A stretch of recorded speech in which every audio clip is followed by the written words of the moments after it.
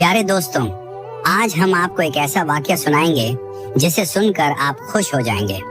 दोस्तों, एक गरीब लड़के ने 70 साल की एक मालदार औरत से शादी कर ली, मगर 7 दिन बाद जब वो सुहागरात के लिए उस 70 साल की अपनी बीवी के पास पहुंचा तो वो उस औरत को देखकर चौंक गया, क्योंकि उस बूढ़ी औरत का अंदाज कुछ ऐसा ही था जो फुर्ती और बदन 18 साल की उम्र में भी नहीं पाया जाता। वो उसके अंदर था, लेकिन करण ने उसके साथ जो किया कोई सोच भी नहीं सकता था।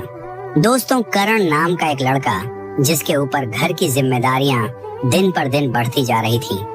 बाप की मौत के बाद सारा घर बोझ और जिम्मेदारी अचानक से करण के कंधों पर आ गई थी। उसकी बूढ़ी माँ रेखा एक लाइलाज बीमारी से जूझ रही थी। उसके इलाज के लिए तमाम रुपए खर्च किए, जिससे उनकी जमा पूंजी सारी खत्म हो गई। 17 साल की छोटी बहन मनीषा अभी स्कूल में पढ़ती थी। उसकी पढ़ाई, किताबें, फीस सब कुछ बहुत भारी पड़ रहा था। करण की उम्र महज 20 साल थी, मगर जिंदगी की मुसीबतों ने उसे वक्त से पहले ही बहुत जिम्मेदार बना दिया। दिन रात पढ़ाई और मेहनत के साथ छोटा मोटा काम करके किसी तरह घर चल रहा था। उसके चेहरे पर हर वक्त फिक्र की वजह से बदन कमजोर और आंखों के नीचे काले घेरे साफ साफ बता कर रहे थे कि वो अंदर से किस कदर टूट गया है। वक्त से पहले ही उसकी खुशियां, सपने और आजादी छिन गई थी। कर्ज खाहों की धमकियां रोज मिला करती थी। एक दिन वो एक चाय की दुकान पर गया जहां सस्ती चाय मिलती थी। करण सोचने लगा कि चाय पीकर चलूंगा। उसने जेब में हाथ डालकर पैसे निकाले और गिनने लगा। पैसे गिनते हुए अचानक उसकी नजर सामने खड़ी एक औरत पर पड़ी जो उसे बड़े गौर से देख रही थी। वो आंखों से जैसे कुछ कहना चाह रही हो। जिसका नाम बबीता कपूर था। बबीता कपूर कारोबारी दुनिया की जानी मानी हस्ती थी जो व्यापार के मामले में मशहूर थी। जैसा उनका नाम ऐसा ही काम था। बहुत महंगी साड़ी और महंगे जेवर पहने हुए थे। बबीता कपूर करण से बोली, क्या तुम ही करण मेहता हो? करण ने हैरत से उसकी तरफ देखा और हाँ में सिर हिलाते हुए कहा, हाँ मैं ही करण मेहता हूँ। आवाज सुनकर ऐसा महसूस हो रहा था जैसे वो बहुत थका हुआ हो। बबीता कपूर उसकी तरफ गौर से देखती रही और फिर धीरे से कहा कि मैं जानती हूँ कि इस वक्त तुम्हारी जिंदगी में क्या चल रहा है। तुम इस वक्त बहुत परेशान हो। करण ने हैरानी से कहा, मैं कुछ समझ नहीं। वो बोली, मेरा कहने का मतलब है कि तुम्हारी माँ की बीमारी, बहन की पढ़ाई और कर्ज, इन सब बातों को लेकर परेशान हो तुम। इतनी मेहनत करने के बावजूद भी सब कुछ वैसा ही है, कोई बदलाव नहीं है। ये सुनकर करण का दिल तेज तेज धड़कने लगा कि एक अजनबी औरत उसकी जिंदगी के बारे में इतना सब कुछ कैसे जानती है। उसने झिझकते हुए पूछा, आप कौन हो और इतना सब कुछ मेरे बारे में कैसे जानती हो? बबीता ने मुस्कुराकर कहा कि अगर तुम चाहते हो कि तुम्हारे दिन बदल जाए तो तुम मुझसे शादी कर लो। ये सुनकर करण के रोंगटे खड़े हो गए। करण ने कहा कि ये तुम कैसी बातें कर रही हो? बबीता ने दोबारा से साफ साफ से कहा कि मैं तुमसे शादी करना चाहती हूँ। आखिर 70 साल की बूढ़ी औरत एक 20 साल के लड़के से शादी क्यों करना चाहती है? करण ने कहा, ये कैसा मजाक है? बबीता ने कहा, मजाक नहीं, तुम्हारे लिए एक ऑफर है। अगर कबूल कर लोगे तो तुम्हारी माँ का इलाज कराऊंगी और तुम्हारी बहन को भी पढ़ाऊंगी और तुम्हारा सब कर्जा भी चुका दूंगी। इन सब की जिम्मेदारी मेरी। तुम्हें हर परेशानी से आजाद कर दूंगी। तुम्हारी जिंदगी बेहतरीन हो जाएगी।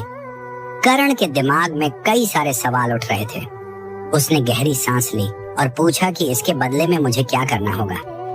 बबीता कपूर ने फौरन जवाब दिया कि इसके बदले में तुम्हें मुझसे शादी करनी होगी, जो लिखित रूप में होगी।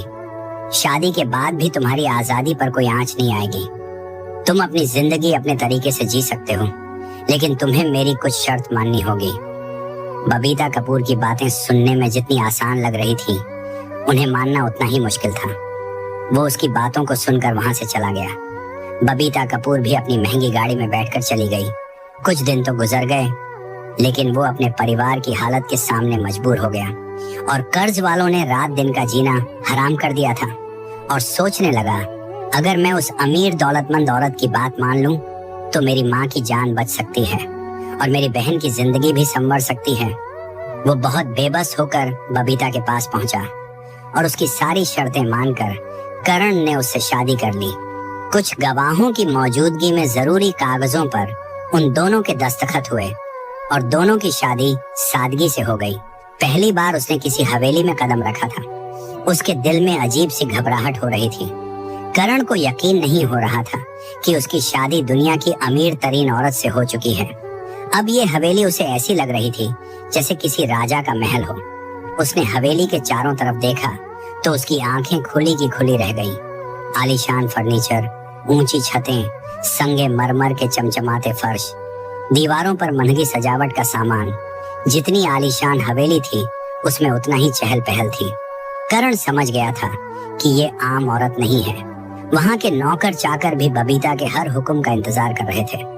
बरसों पुराने नौकर भी बबीता के सामने अपनी नजरें नीचे झुकाए रहते थे।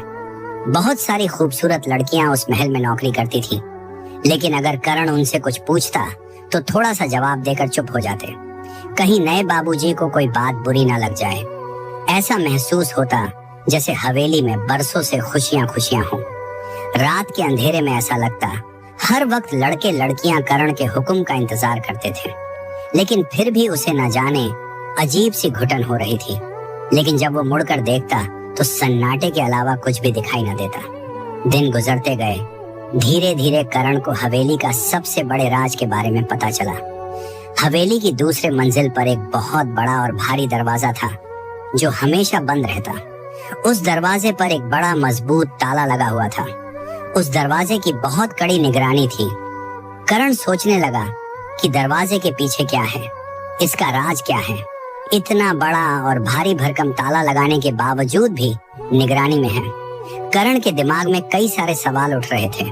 उसे शक होने लगा कि इतनी चमकती हुई हवेली के बीच इस अंधेरे कमरे में क्या है। करण और बबीता का रिश्ता शुरू से ही मोहब्बत वाला जरूर था, लेकिन करण अभी तक उसके साथ उसके कमरे में नहीं सोया था। बबीता चाहती थी कि करण मेरे कमरे में मेरे साथ सोए, लेकिन वो ये भी चाहती थी कि अपनी खुशी से मेरे पास आए ना कि कोई जबरदस्ती से। दोनों को एक दूसरे से लगाव नहीं था। बबीता तो करण आपको बहुत चाहती थी, लेकिन करण बबीता की तरफ देखना भी गवारा न करता था। बबीता कपूर ज्यादातर अपने काम में मशरूफ रहती। जब भी दोनों एक दूसरे से बात करते तो बात शुरू होते ही खत्म हो जाती। यानी बबीता तो उसका हालचाल पूछती, लेकिन कारण कुछ जरूरी बात हो तो करता, वरना चुप हो जाता। बबीता रोजाना करण के साथ ही टेबल पर बैठकर खाना खाती थी। किसी चीज के बारे में दोनों एक दूसरे से कुछ ना कहते और ना ही दोनों ने कभी एक दूसरे के परिवार वालों के बारे में जानने की कोशिश की। ऐसा लगता मानो दोनों की दुनिया अलग अलग हो। एक बार रात का वक्त था। हवेली में सन्नाटा पसरा हुआ था। करण अपने कमरे की तरफ मुड़ा, तभी अचानक उसकी नजर हवेली के एक दूसरे हिस्से पर पड़ी जहां उसे रोशनी दिखाई दी। ये देखकर वो वहीं ठहर गया। उसने देखा कि ये रोशनी बबीता के रहने वाले कमरे से आ रही थी। ये कमरा हवेली के सबसे बीच वाले हिस्से में था। बबीता के अलावा किसी और को वहां जाने की इजाजत नहीं थी। बबीता तो करण को अपने कमरे में बुलाने के लिए बेकरार थी, लेकिन करण ने कभी भी उस कमरे में जाने की कोशिश नहीं की। वो अपने आप को जबरदस्ती रोक लिया करता था। लेकिन एक कमरा और था जिसके ऊपर मजबूत ताला लगा हुआ था। वो उसमें जाने की कोशिश करता, लेकिन कोई ना कोई रोक लेता था और कहता, बाबूजी उस कमरे में जाना माना है। करण हैरानी से पूछता, ऐसा क्यों? लेकिन पलटकर कोई जवाब ना मिलता। एक दिन रात को उसने धीरे धीरे कमरे की तरफ कदम बढ़ाए। वो दरवाजे के पास पहुंचा और कान लगाकर सुना कि बबीता किसी से बात करती, और जिस अंदाज में वो बात कर रही थी उसे सुनकर करण का दिल जोर से धड़कने लगा। वो समझ नहीं पा रहा था कि ऐसा क्या राज है जो बबीता की जिंदगी से जुड़ा हुआ है, लेकिन अब उसे यकीन हो गया था कि बहुत कुछ ऐसा है जो उससे छुपाया गया। उसके दिमाग में कई सारे सवाल थे कि आखिर ऐसी क्या बात है कि बबीता ने सबसे छुपा कर रखी। क्यों वो किसी को इस कमरे में नहीं आने देती? वो खामोशी से दरवाजे पर खड़ा रहा। करण अपनी दिल की धड़कनों को थामने की कोशिश कर रहा था। उसके दिल में अजीबोगरीब ख्यालात आने लगे कि जिस शादी को उसने समझौता समझकर अपनाया, उसके पीछे कोई बड़ी साजिश तो नहीं, या फिर कोई राज है। उसने इस हवेली के हर राज से पर्दा उठाने की ठान ली। करण ये सारी बातें सोचते हुए अपने कमरे में आ गया।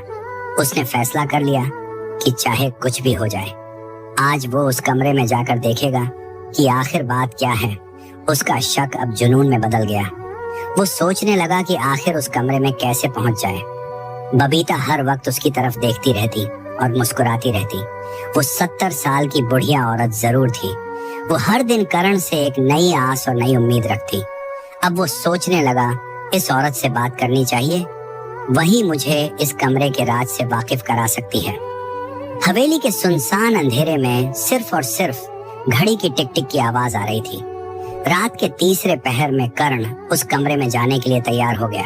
उसने बबीता की एक खास नौकरानी, जो 19 साल की एक बहुत ही खूबसूरत लड़की थी जिसका नाम मीरा था। करण ने मीरा से बात की और उससे गुजारिश की कि मुझे अपनी बीवी बबीता से मिलना है। मीरा इजाजत लेने बबीता के पास गई। मीरा के अलावा कोई बबीता के पास नहीं जा सकता था।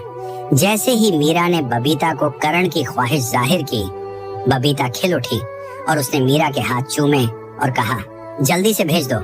मीरा ने करण को जाने की इजाजत दे दी। करण एक 22 साल का खूबसूरत हट्टा कट्टा नौजवान था। उसने जाकर बबीता के दरवाजे की घंटी बजाई। बबीता ने दरवाजा खोला और दिल खोलकर उसका स्वागत किया। करण भी सोच रहा था, जब तक इसे खुश नहीं करूंगा, अपना नहीं बनाऊंगा, तब तक राज जाहिर कैसे होगा। कमरा गुलाबों की खुशबू से महक रहा था। बबीता खड़ी थी, चेहरे पर चमक, आंखों में मोहब्बत। करण जैसे ही कमरे में दाखिल हुआ, उसका दिल धड़कने लगा।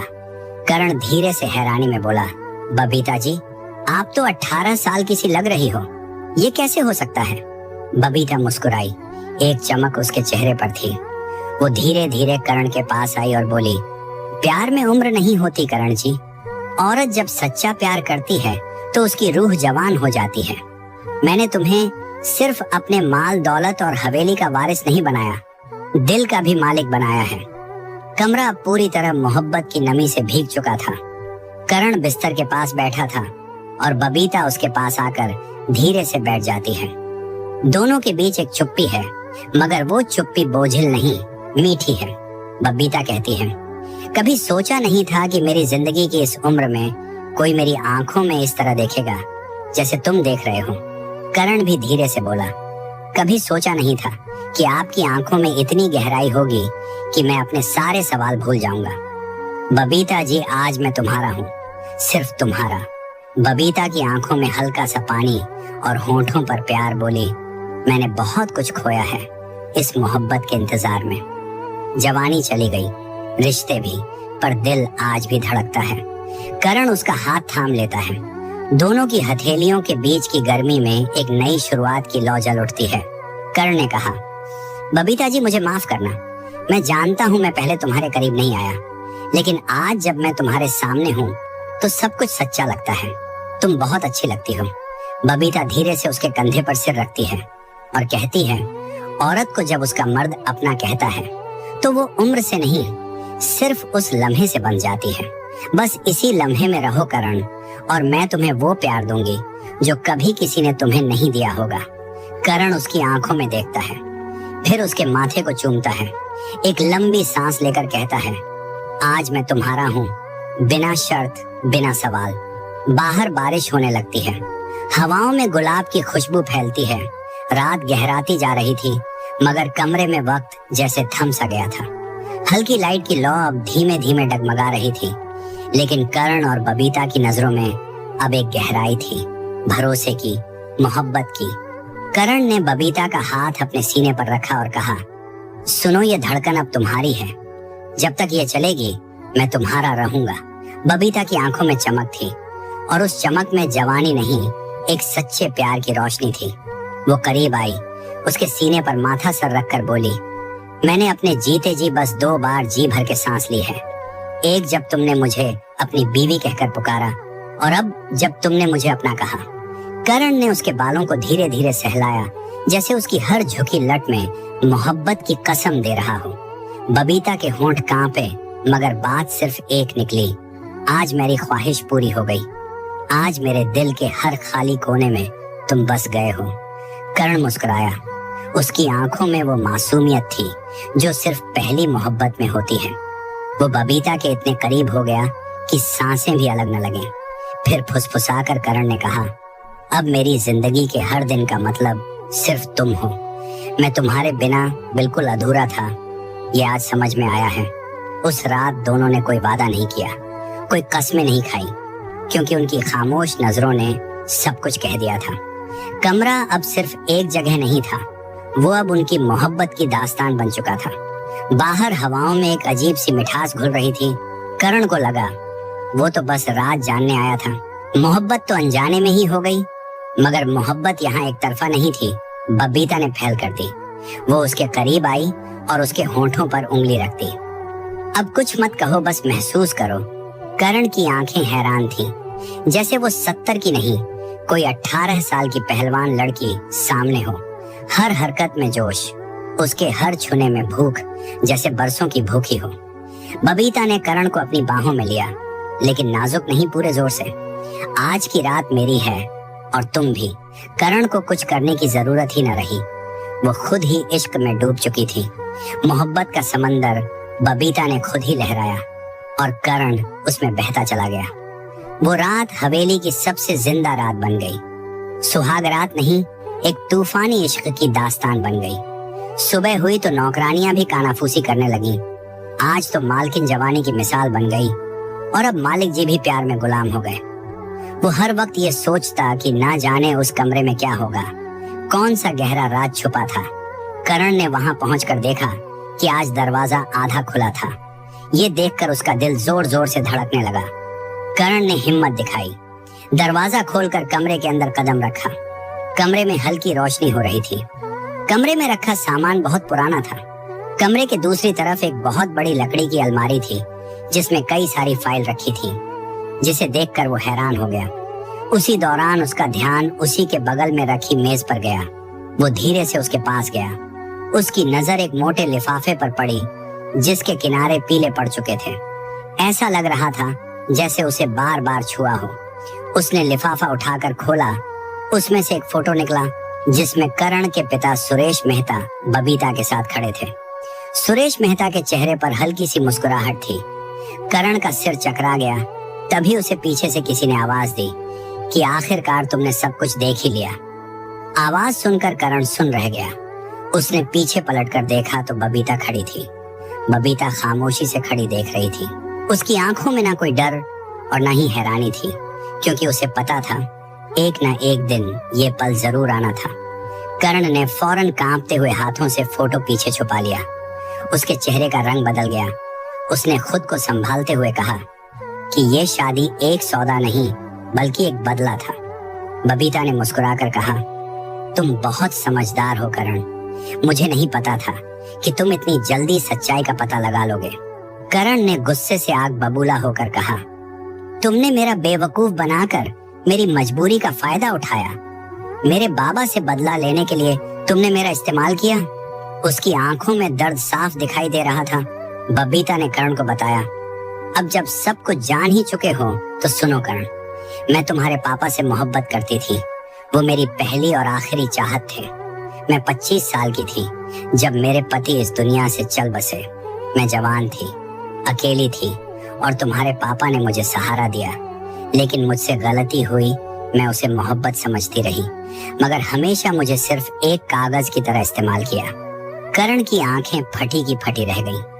बबीता ने कड़वाहट से कहा, जब मैंने शादी की बात की, उन्होंने मुंह मोड़ लिया। उस दिन मैंने कसम खा ली थी कि अगर वो नहीं तो उनका खून ही सही। मैंने तुम्हें बचपन में देखा और फैसला कर लिया था। बबीता भर्राई हुई आवाज में करण से कहती है, हाँ करण, मैंने तुमसे शादी सिर्फ बदले के लिए की थी। तुम्हारे पापा ने जो मेरे साथ किया, उसकी आग मैं सालों से सीने में लिए जी रही थी। और जब तुम सामने आए तो मैंने तुम्हें उसी आग में झोंकने का फैसला कर लिया। तुमसे साइन करवाए ताकि तुम कभी मुझे छोड़ ना सको, ताकि तुम भी वही दर्द झेलो जो मैंने झेला। थोड़ा रुकती है, फिर धीमे से मुस्कुराकर बोलती है, लेकिन करण, तुमने मुझे धोखा नहीं दिया, इसलिए मैंने अपना सब कुछ तुम्हें सौंप दिया। तुमने तो वो कर दिखाया जो तुम्हारे पापा कभी नहीं कर सके। तुमने मेरी इज्जत की, मेरे दिल को समझा और तुम्हारी इंसानियत के आगे मेरा बदला हार गया। मैं तुम्हारी मोहब्बत में पिघल गई। करण, अब तो मैं तुम्हारी गुलाम बन गई हूँ और तुम्हें दिल से चाहने लगी हूँ। उसकी आंखों में आंसू आ गए। मुझे माफ कर दो करण। करण गुस्से में था मगर मजबूर भी। बबीता की आंखों से आंसू गिर रहे थे। उसका चेहरा शर्म, पछतावे और प्यार से भीगा हुआ था। करण कुछ पल चुप रहा। उसकी आंखों में बबीता के लिए गुस्से की जगह अब नम मोहब्बत थी। करण धीरे से कांपती आवाज में कहता है, तुमने मुझे कैद करना चाहा था लेकिन खुद ही मेरे प्यार की कैद में आ गई। बबीता, तुम्हारा बदला, तुम्हारी नफरत सब हार गई, लेकिन आज जो तुम्हारी आंखों में है वो मोहब्बत है। करण आगे बढ़ा। बबीता की कांपती हुई कलाई थामी और उसे अपने सीने से लगा लिया। करण फुसफुसाकर बोला, मैं माफ करता हूँ तुम्हें क्योंकि तुम्हारा दिल अब साफ है और मैंने उसे पा लिया। बबीता सिसक उठी। करण के सीने से लगकर बस इतना बोली, अब अगर मौत भी आ जाए तो अफसोस नहीं, तेरा प्यार पा लिया। करण, तुझे मैंने पा लिया। वो उस हवेली में एक राजा की तरह रहने लगा। एक दिन बबीता बहुत बीमार पड़ी और कुछ ही हफ्तों में हमेशा के लिए चली गई। करण ने उसके अंतिम संस्कार के वक्त बस इतना कहा, मैं तुम्हें माफ करता हूँ, तुम भी मुझे माफ कर देना बबीता। कहानी यहीं खत्म नहीं हुई। बबीता की नौकरानी 19 साल की मीरा, जो चुपचाप करण की सेवा करती थी, हर मोड़ पर उसके साथ थी, अब उसके करीब आने लगी। धीरे धीरे दोनों का रिश्ता परछाइयों से निकलकर रोशनी में आ गया। करण ने मीरा से शादी की और अब हवेली उसकी थी, मगर अकेली नहीं। उसकी माँ और बहन अब उसी महल में थी जहाँ कभी बबीता का अधूरा इश्क गूंजता था। अब वहाँ मीरा की मुस्कान और करण की सुकून भरी जिंदगी बस चुकी थी। दोस्तों, ये थी आज की वीडियो। पसंद आई हो तो लाइक करें, चैनल को सब्सक्राइब करें और बेल आइकन का बटन भी दबाएं। शुक्रिया।